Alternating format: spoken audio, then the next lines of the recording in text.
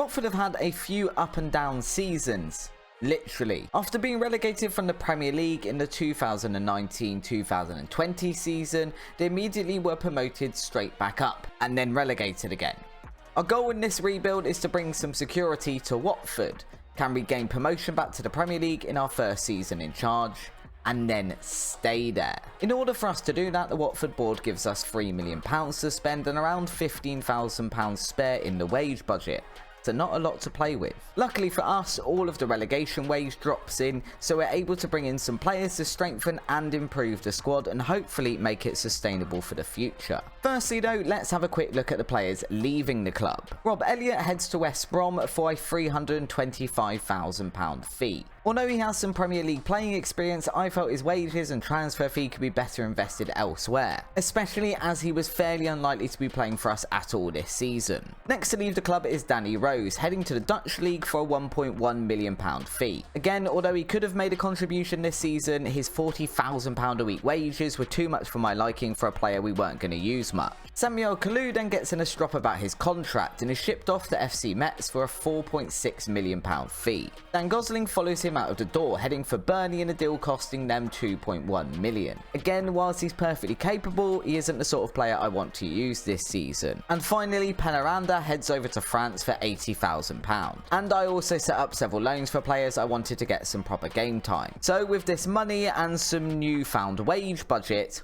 who do we bring in? The first signing through the door was Amado Broja on loan from Chelsea, with the idea being that he would be a decent strike partner for Pedro without having to break the bank. Talking of breaking things though, Broja breaks his ankle in pre-season and is sentenced to 3 months on the sidelines. Not ideal for our first signing. With Broja sidelined for 3 months, we spend £4 million on Dani Gomez, a 24-year-old Spanish striker from Levante. I do prefer Broja, but Gomez does have the potential to become a Premier League player, so we'll see how he gets on. Our next player in is Masengo from Bristol City for £7 million. Now, Watford do already have some decent central players, but Masengo is A, only 21, so has plenty of time to improve, and B, likes playing as a deep-lying playmaker, something we were maybe missing in the squad. And in terms of the midfield, we also purchased young Norwegian midfielder Palumbo. He is another one that has the potential to become a real star for this side. Now, I don't expect he will get a lot of game time this season, but he is in the senior squad, so hopefully can develop a bit through training and mentoring. And on deadline day, we make 2 final signings. The first is Rasmus Christiansen from Leeds in a £10 million deal. I'd expect him to be our first choice right back this season, and according to our reports, he is already playing at a Premier League level. Ideal. The final signing during the summer is another striker, and the one that will now be Pedro's partner in a front two, Matías Arezzo. He does cost us £10.25 million, but I think he is worth it and hopefully can bang in a ton of goals in the Championship. Ideally, he'll also develop enough that he can be our main striker in the Premier League as well, should we get there. For this season, we're going to be using Clayt's 4-2-3-1 meta tactic. I used this in my Chelsea rebuild with some outstanding results. For Watford though, I've slightly tweaked it, with the main change being that there are now 2 strikers up front. And as you can see, I have also locked in a few positions for the season as well. So far, results are looking pretty good by the month of September. And with the transfers done, it's time to simulate through the rest of our first season with Watford and see if we can get promoted at the first time of asking. So with the first season finished, how have we done? Well, firstly, we have managed to win the Sky Bet Championship, meaning Watford will be playing Premier League football next season. This is actually even more of an achievement when you see that we were in 5th place as little as 5 games before the end of the season and 2nd going into the last day. However, some good form towards the end of the season and a final day draw against Burnley, and more importantly, a last day slip up from Norwich means we do end up finishing top, clinching the title on goal difference, having finished on the same number of points as Norwich. There have been some standout performances this season as well. Asprilla, having played 50 games for the club, finishes as the team's top goal scorer with 19 and also has 10 assists to his name. He's also now showing up as a Premier League player with a lot of room to still improve, so I'll definitely be trying to tie him down to a long-term contract this summer. João Pedro has also had a good season, although he hasn't got as many goals as I would have liked, only managing 12 in all competitions. Arizo struggled for form early on as well and was eventually dropped with either a returning Broja or Sarr partnering Pedro up front. In terms of assists, Louza finishes top of the charts with 17 to his name, whilst our young goalkeepers managed to keep 22 clean sheets this season, the best in the league. Not only did we see Watford get promoted this season and some great individual performances, but we also managed to get our hands on some other silverware in the form of the FA Cup. No, I'm not really sure how this one has happened either. Watford started off their run by beating Blackpool 2-1 in the third round before progressing through the next two ties against Forest and QPR without conceding a goal. This leads to a quarter-final against Crystal Palace, and a 99th minute goal in extra time from Arizo is enough to see us through. We then face Southampton in the semi-final, and a 3-2 win sets up a final against Liverpool. In the final against Liverpool, we can see that they did dominate a lot of the tie with more shots, more possession, more corners and better XG. But at the end of the day, Watford's come out with the highest score in the only one that matters, and that is goals. We can see down here, Broja managed to get 2, João Pedro has got himself 1, and then the other 2 goals come from Cisco and Louza. Both our strikers getting over a 7 rating, Okoye in goal getting 7.5, and Watford winning the FA Cup for the first time in their history. A truly remarkable result then, but perhaps the best thing about it is that not only will Watford be competing in the Premier League next season, but also in the Europa League, having qualified through the FA Cup victory. And for that, we are going to need to work hard over the summer to make sure we are competitive. The board provides us with just under £40 million to spend in the upcoming window. I'd expect us to sell some of the team as well, with certain players not looking good enough, and others just having hardly played any football last season, which has admittedly led to a bit of discontent in the dressing room. These things are quite hard to control when you're on holiday for the majority of a season. Throughout the summer window, I go about selling these underutilized players and bringing in replacements that I think will be better suited to Premier League football. On the outs list then, we see Ashley Fletcher, Kiko Firmino, Troost Ekong, Quina, Hussein Kamara, Danny Gomez, Kabasele, Backman, Kayembe, Hungbo, Kuka, Sema, Cathcart and Adam Messina all leave the club at various points of the window, bringing in over £50 million of additional transfer budget. And I've used that to buy in 12 new players for the team. First up is Nicholas Siri. Not one I expect to be getting much game time now, but he could be a fantastic player in the future. Patrick de Paula is the first midfielder to arrive at the club from Botafogo in Brazil for 5.5 million. Sam Johnstone is then added to the squad as our first choice goalkeeper for the season for £8.5 million. He has a wealth of experience to his name, having played for a variety of clubs including Manchester United, Aston Villa and West Brom in the Premier League. I continue adding to our defence with Omar Alderete, a decent centre-back purchase from Augsburg for another £8 million fee. Another midfielder arrives in the form of Wendell from Zenit St Petersburg for £10 million. He's had a couple of really good seasons at his previous club and hopefully can come in and do the same for us this season. Another defender is purchased, Anel Amadozovic, a name I am definitely pronouncing completely wrong. I was actually looking at him at the beginning of last season, but he instead opted to join United at the time, and since then has spent a season on loan at Fortuna Düsseldorf. He's now made his way to Watford in a deal costing us a further £7.75 million. Wanting to ensure we definitely have enough depth in defence, I then spent £2 million on Italian left-back Luca Pellegrini from Juventus, an ample squad depth option to play as the deputy to Samir in that position. I also purchased Igor Daviv from CSKA Moscow for £7.5 million to give us even more options in defence. And then also signed Umar Solé with a view to him being able to cover the centre-back position and also play as a defensive midfielder. He obviously has bags of potential and cost us £50 million to bring to the club. Our final defensive signing is then made in the form of David Raya, who gives us a third goalkeeper in the first team and also has the added benefit of being homegrown, which is also a good thing when playing in both the Premier League and Europe this season. We then turn our attentions to the attack and bolster options there with the £6 million signing of Marco Livaja. Although FM22 shows his best position as out on the left, I'm intending for him to be used as a striker, making full use of his dribbling, finishing and first touch attributes. And finally, I bring in Fabio Vieira from Arsenal to challenge Asprilla.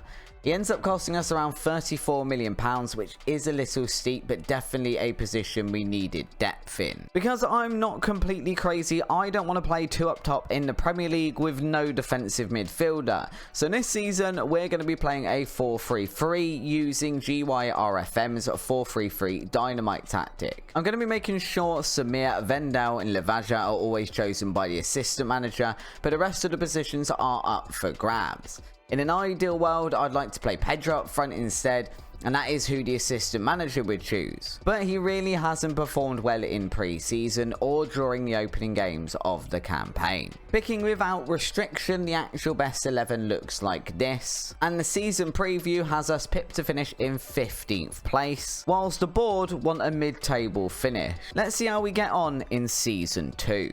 As expected, it's a hard season in the Premier League. Watford pick up 5 points in their first 6 games, including a 2-0 win against Arsenal, which I'm sure was very enjoyable for the fans. October also includes 2 wins against QPR and Crystal Palace, but also a 5-0 dismantling at the hands of Liverpool. This is followed up with a 6-1 loss to Manchester City in November, and at this point it's decided that the 4-3-3 tactic isn't helping against the big teams and isn't allowing us to score against the teams we have a chance against. So we switch to a 4-2-3-1 tactic. This does yield some good results early on, with 3 wins on the trot against Southampton, Norwich and Everton, and only the 1 loss against Wolves during a busy November. A few players go out on loan in the January transfer window, and first season signing Masengo asked to leave the club after only having played 1 game in the first half of the season, and is sold to Feyenoord for £8.75 million. We're definitely struggling for goals as well, so Fabio Silva joins the club on loan from Wolves, and Lorenzo Luca, a player that long-term viewers of the channel will realise is beginning to follow me around, also joins for £9.5 million. We have a horrible January, only picking up 4 points against Crystal Palace and Aston Villa after losing 3 games on the trot. February is much the same, but March yields 9 points from a possible 12. We then get battered by both Manchester clubs in the same month, before finishing strongly and winning our last 3 games. Meaning we finished the season in 8th place, only 4 points behind 7th place Newcastle. I'd say that's a pretty successful season. We don't do a lot in the cup competitions, although we do manage to finish top of our Europa League group, before losing in the knockout rounds to Bayer Leverkusen. We're also knocked out fairly early in both the FA Cup and the Carabao Cup, so no chance of repeating the success of last season. Now though, we need to turn our attention to the summer transfer window. Can we improve the squad and build a team capable of going one better next season and challenging for the Europa League spots? We're given £48 million by the board to spend. Looking at the team detail from last season, we didn't do badly in terms of expected goals, but we were 5th highest in terms of expected goals against, and all the way down in 16th for actual goals conceded. So maybe the defence is something we need to address again this season. And we do address this early on in the window, bringing in a new goalkeeper in the form of Alban Lafont from Nantes for just under £15 million. Centre-back Felix Uduokai also joins from Werder Bremen for £15.5 million. And experienced right-back Serge Aurier is added for a £5 million fee to provide us with some depth in that position. Due to registration issues, by which I mean we have too many players and not enough homegrown ones, we've had to move on some of the team as well. Okoye leaves for Porto for just under £1 million. He's followed by Igor Divev for a £9 million fee, Patrick De Paula for £7.5 million, and several other players on frees. Having not played a huge amount of football last season, Mateus Arezzo heads out on loan for the season as well, as does Nicolas Siri. We also add a couple more players to our ranks, both of whom help us fulfill our homegrown registration quota. First in is Eze from Crystal Palace for £18.5 million. gives us a decent amount of depth across the front line behind our striker, being able to play all 3 positions fairly competently. We also needed a bit of additional depth in our deep line playmaker spot, and Billy Gilmore fits that bill perfectly, especially as we're able to get him on a free at the end of his contract. For this season, I'm making sure Lafont and Luca are picked whenever possible, but the rest of the team is up for grabs. Let's see how we do in the 3rd season with Watford. Well, we do improve fractionally, finishing 7th in the league, 1 place above last season. If we ignore the losses against the 2 Manchester teams, we don't actually start the season badly. There's a nice run of 6 games unbeaten between the end of September and mid-November. But then we have an awful December where we only pick up 5 points from a possible 21. We then quickly regain a bit of form in January, going on another unbeaten run that lasts us through into our match against West Ham at the end of March. Our inability to do this consistently though costs us, and once again Newcastle are the team preventing us from getting some European football. Having a quick look at the player stats for this season, I do think we could do with a striker that would provide us with 20 plus goals a season in the league. Lorenzo Luca did okay in this regard, but only managed 14 league goals, and neither Pedro or Arezzo have managed more when we've played them there either. So with £53 million in the transfer kitty, it's off to search for that striker. In other news, we are expanding the stadium, which is needed as we're filling it out every game now. Also, the board have gone a little bit mad on the club vision stuff and also want us to be recognised as the best of the rest from next season onwards.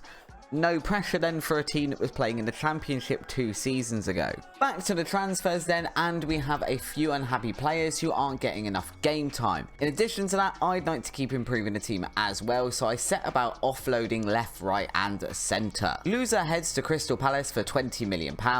Sam Johnstone leaves for Brighton for 3.4 million, Sorrelta joins Burnley for 8 million, and Liverpool moves to Brighton for 4.2 million, all within 2 days of the transfer window opening. Emmanuel Dennis then leaves for Middlesbrough in an £11 million deal. I'm aware that by the time you're watching this, he may well have moved to Nottingham Forest in real life. That is something that popped up on BBC Sport about 5 minutes before I'm recording this segment, and about an hour after I sold him in-game. The other main transfers out are Cisco on a free, and last year's purchase, Alban Lafont leaving for Bayer Leverkusen for £27.5 million. In terms of the ins then, did I purchase that striker I was talking about? Absolutely not.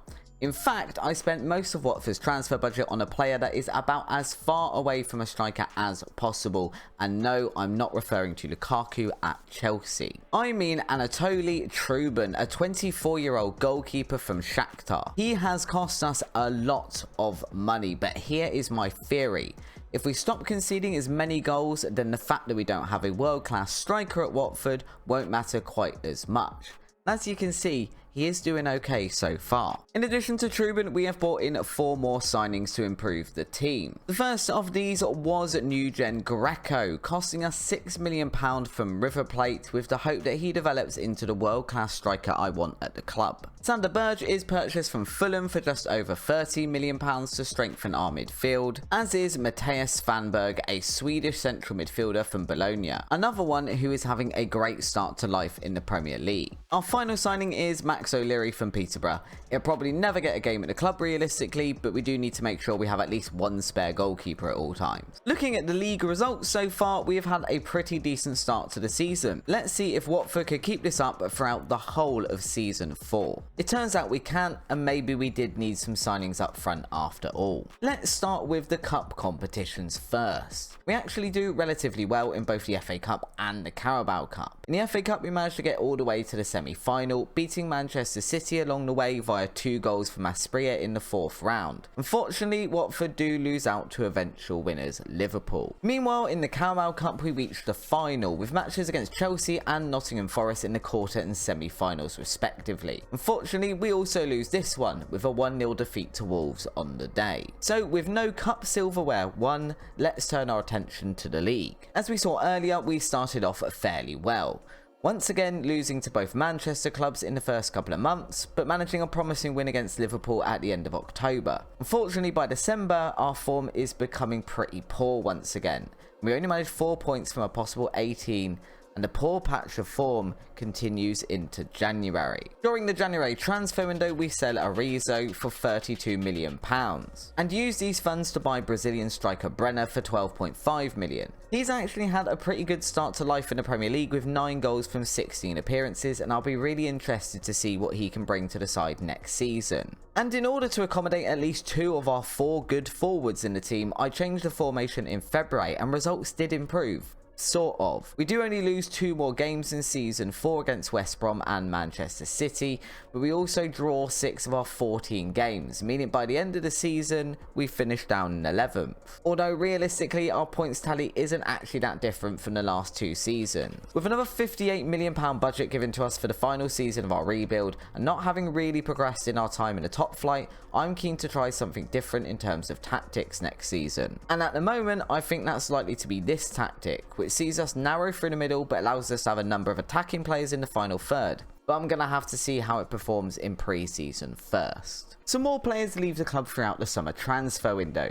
Samir is the first to go, leaving on a free. There's a couple of reasons for this one. He wasn't really good enough now, and also we couldn't secure a new work permit for him. Matty Pollock also leaves on a free at the end of his contract, having never managed to break into the first team, and is followed by Serge Aurier. Omar Alderete also leaves, and the big transfer out is João Pedro. He hasn't ever had a really good season for us in terms of goals, only managing 7 in 56 games for us in the Premier League over the course of the last 3 seasons. And as he didn't really play much last season, it was time to move him on, and we received £23 million from Sheffield United. And then we go about improving the squad with this money. First through the door is my favourite signing of this window, Christian Lin.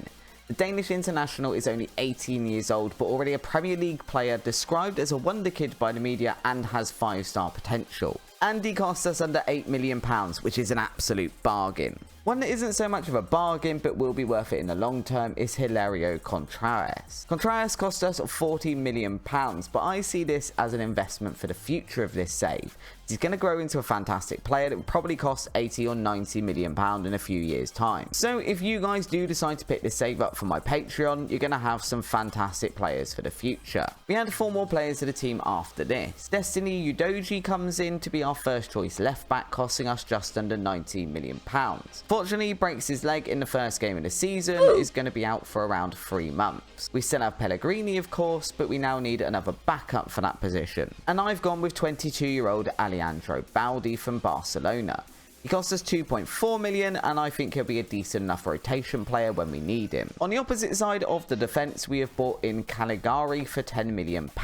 And finally, Emmanuel Iwu, who can cover at left back, right back, centre back, as well as playing defensive midfielder. After all of this, I've decided to stick with the original 4-2-3-1 this season. There's a few reasons for this one. With Pedro gone, we now only have 3 recognised strikers. Also, the 2 striker formation meant playing Brenner as a false 9, and he's much better as an advanced forward and has been scoring loads of goals in pre-season. And whilst this is our best 11 this season according to my assistant manager, I've chosen to lock in Lin as the left winger, mainly because I think by the end of the season he'll have surpassed everyone else, and I don't want our wonder kid rotting away on the bench. The start of the season has been a positive one. In fact, in our first 4 Premier League games, we've yet to concede a goal.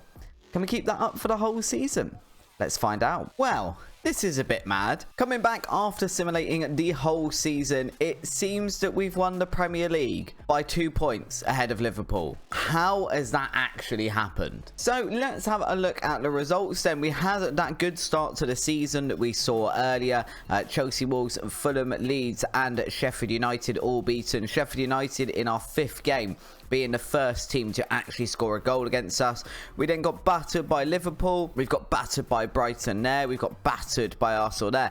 But all the other games, there's not many draws in there. We are winning, and we can see here we've won 5-3 against West Ham, a 4-1 win against Crystal Palace. Brenner, his name coming up a lot here. Heading into December then, there's a couple of losses in December, but 4 wins, so a much better December for us than we've previously had. January, really good.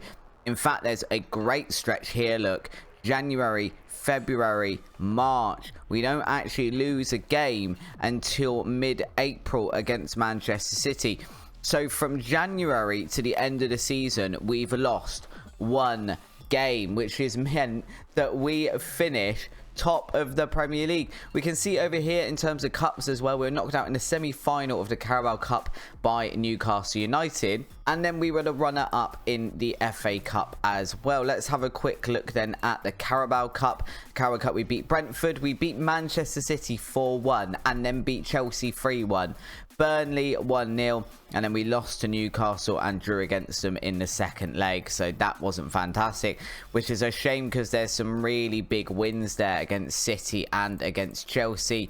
In the FA Cup then, we've beaten Southampton, Salford, Luton, Aston Villa, Spurs 4-0. What a fantastic win. But then we've lost in extra time against Newcastle. What team did we start here against Newcastle? I'm very interested to see. Okay, so that's the team we started. Brenner is up front. We had a 6.1. I think that probably makes the difference, to be honest, because Brenner has had a really, really good season. If we go and have a look here and we sort this by goals scored, Brenner has scored 45 goals in 42 and 2 substitute appearances, so he's ratioing at more than a goal a game. Got Christian Lin as well, 47 appearances, 12 goals and 13 assists this season. Fabio Vieira, absolutely top of the assist chart here with 24 assists, which is amazing. And actually, if we go have a look at the player stats here for the Premier League, Fabio Vieira most assists with 17.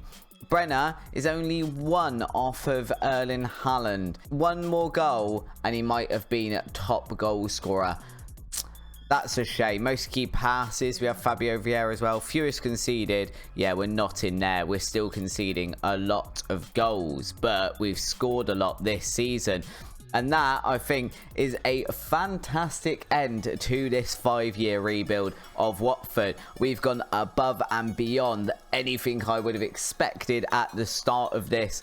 I definitely wasn't seeing us winning the Premier League, but in our time we've won the Sky Bet Championship for the first time, we've won the FA Cup, and now the Premier League. That, I think, is a rebuild well done. And of course, if you've enjoyed the video and you do want to continue with this save yourself, you can pop over to my Patreon. I upload the save files for my top tier Patreon members, the star player members. You can download this save and continue it with yourself. Maybe you can take this one step further. Maybe you can retain that English Premier League title and go on to win the Champions League, because Watford will be now in the Champions League next season. If you have enjoyed today's episode and you've got this far, please do drop a like on the video and subscribe, and I will see you again very, very soon. Bye bye.